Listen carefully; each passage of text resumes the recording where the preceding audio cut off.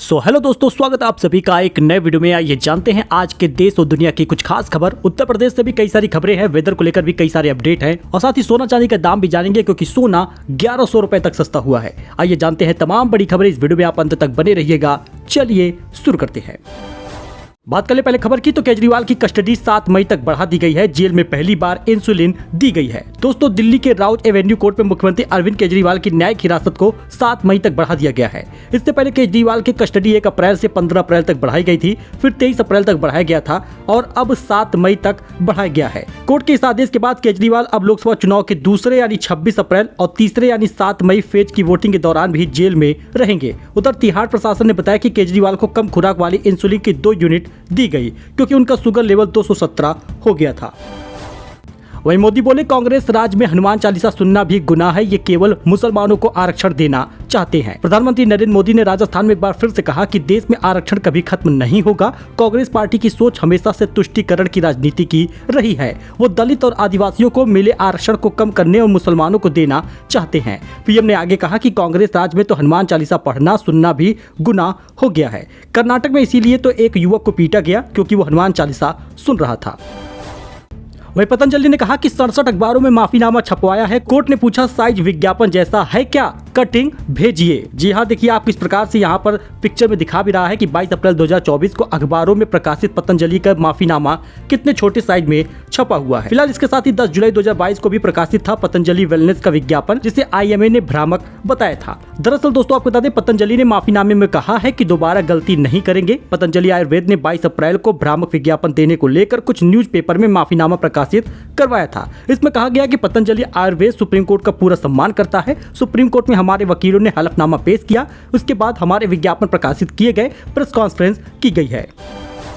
वही ईरान समर्थित हिजबुल्लाह ने इजराइल पर दागे 35 रॉकेट। दावा यह हुआ है कि आर्मी हेडक्वार्टर को निशाना बनाया है। हमास के खिलाफ जंग के बीच ईरान समर्थित हिजबुल्लाह ने सोमवार रात इजराइल पर 35 रॉकेट दागे हैं। हिजबुल्लाह ने दावा किया है कि उसने इजराइल के आर्मी हेडक्वार्टर को निशाना बनाया है।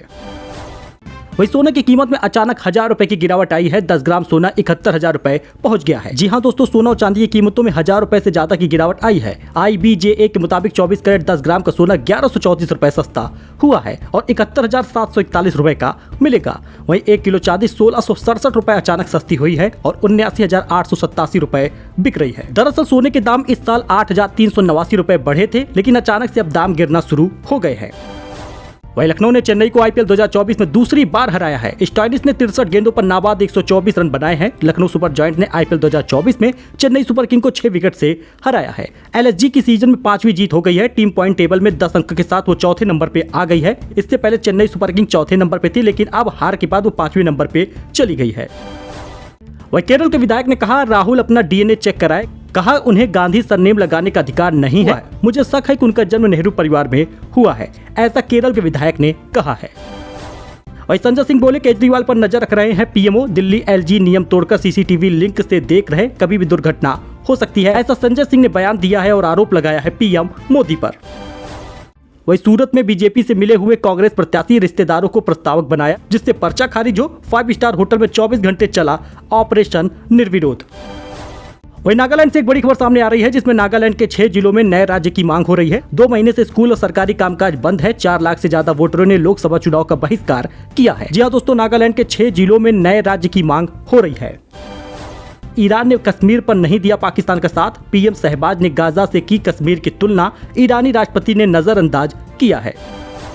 वहीं तेज हवा से 8 साल में बन रहा ब्रिज ढह गया। 1 मिनट पहले 65 लोगों को लेकर निकली थी बस। जी हाँ दोस्तों, तेलंगाना के पेदपल्ली जिले में तेज हवा की वजह से 8 साल में बन रहा ब्रिज ढह गया। घटना से 1 मिनट पहले ही बारात को लेकर एक बस यहां से गुजरी थी, जिसमें 65 लोग सवार थे। गनीमत रही कि हादसे में कोई हताहत नहीं हुई। यह ब्रिज 2016 से बन रहा था। स्थानीय लोगों ने बताया कि ब्रिज का काम 1 साल पहले ही पूरा हुआ है, लेकिन आज तक ऐसा नहीं हुआ। अब तेज हवा के चलते पूरा पुल ढह गया। वही रेलवे का बड़ा फैसला, वेटिंग टिकट कैंसिल करने पर कटेंगे इतने रुपए। दोस्तों, रेलवे ने यात्रियों को बड़ी राहत दी है।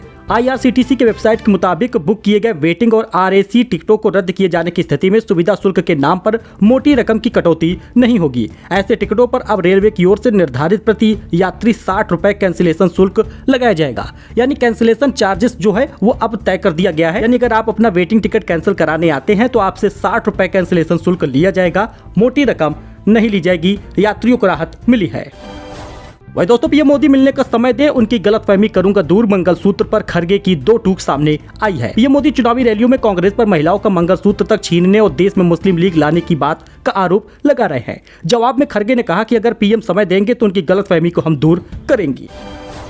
वही हिंदुत्व की आड़ में मुस्लिमों पर अत्याचार, मायावती बोली दलित, आदिवासी और पिछड़ों का नहीं हुआ भला। बसपा प्रमुख मायावती ने कहा कि हिंदुत्व की आड़ में मुस्लिमों पर जुल्म किए जा रहे हैं। कांग्रेस की तरह ही भाजपा की जातिवाद, पूंजीवाद सोच ने दलितों और पिछड़ों का उत्थान व विकास नहीं होने दिया है।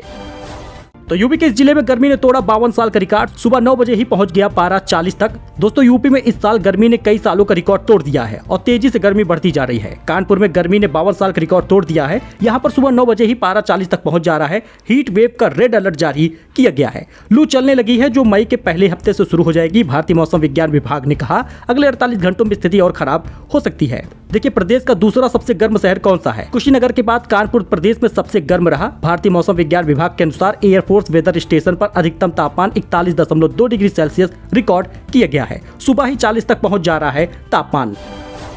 तो घरेलू LPG सिलेंडर कनेक्शन के लिए एक बड़ी खबर सामने आ रही है। जल्द कर लीजिए ये काम, वरना नहीं मिलेगा आपको सब्सिडी का पैसा और साथ ही आपका गैस कनेक्शन भी रद्द हो जाएगा। E-KYC अब हो गई है जरूरी। दोस्तों, आपको बता दें, घरेलू LPG सिलेंडर या फिर घरेलू गैस उपभोक्ताओं को अपना बायोमेट्रिक प्रमाणीकरण कराना होगा। E-KYC न कराने पर आने वाले दिनों में उन्हें मिलने वाली सब्सिडी से वंचित रहना पड़ सकता है और गैस कनेक्शन भी बंद हो सकता है। गैस एजेंसी व वितरण स्थल में उपभोक्ताओं की E-KYC की जाएगी। 2 लाख से अधिक गैस उपभोक्ताओं की बायोमेट्रिक प्रमाणीकरण कराना अनिवार्य होगा। ये सिर्फ एक जिले की बात बता रहे हैं, इससे तमाम ऐसे जिले हैं जहां पर आपको ये काम कराना होगा। पित्तौड़गढ़ हुआ, धाराचूला हुआ, ऐसे कई ऐसे जिले हैं, थल हुआ, बेरीनाग हुआ या फिर यूपी के कई जिले हुए जहां पर E-KYC आपको कराना अनिवार्य है, वरना आपको सब्सिडी नहीं मिलेगी, साथ ही गैस कनेक्शन रद्द होगा। वही पश्चिम बंगाल में रामनवमी पर हिंसा से भड़का हाईकोर्ट, कह दिया हम यहां चुनाव रद्द कर देंगे। जी हां दोस्तों, रामनवमी के मौके पर पश्चिम बंगाल के मुर्शिदाबाद में हुई हिंसा को लेकर हाईकोर्ट में सुनवाई हुई। कलकत्ता हाईकोर्ट ने शांति न बनाए रखने पर चिंता जाहिर की, साथ ही इलाके में लोकसभा चुनाव भी रद्द करने की चेतावनी दे दी है। वही जून में सत्ता संभालेंगे, अडानी मेगा स्कैम की जांच के लिए बनाएंगे कमेटी। सेबी रिपोर्ट पर हमलावर हुए हैं कांग्रेस। सेबी ने इस साल की शुरुआत में अडानी ग्रुप के करीब 1 दर्जन ऑफशोर इन्वेस्टर चार्जेस बताते हुए नोटिस भेजा था और उनमें डिस्क्लोजर वायलेशन और निवेश सीमा के उल्लंघन पर अपनी स्थिति स्पष्ट करने को कहा था। कांग्रेस महासचिव जयराम रमेश ने मंगलवार को कहा कि जब पार्टी सत्ता में आएगी तो अरबपति उद्योगपति गौतम अडानी के खिलाफ आरोपों की जाँच के लिए एक संयुक्त संसदीय समिति JPC का गठन करेगी और जाँच होगी।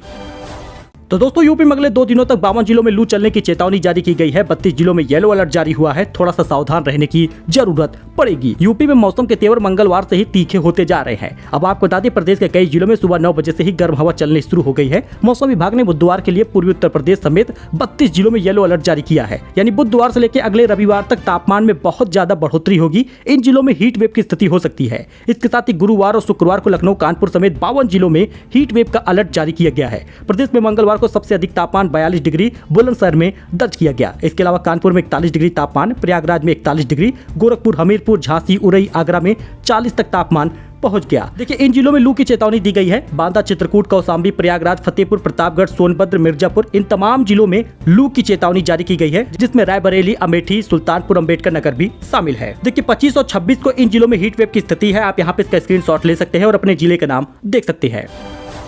सो दोस्तों, ये कुछ अपडेट था, नई जानकारी थी। आई होप कि आपको ये पसंद आया होगा। मिलते हैं नई जानकारी के साथ अगली वीडियो में। फिलहाल के लिए इतना ही। धन्यवाद।